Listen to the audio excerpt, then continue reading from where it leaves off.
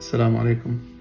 عندما قدمت إلى أمريكا قبل تقريبا 10 سنوات، تفاجأت بأنه كثير من الناس يفضلون مصاحبة الحيوانات واقتناء الحيوانات والاعتناء بهم، بالذات الكلاب والقطط،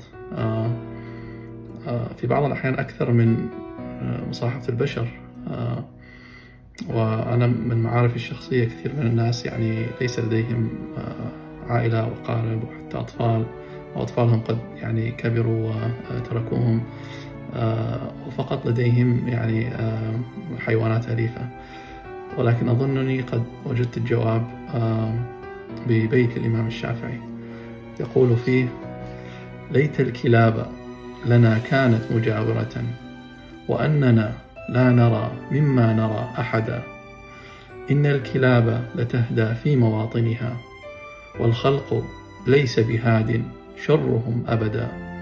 فاهرب بنفسك واستأنس بوحدتها، تبقى سعيدا إذا ما كنت منفردا.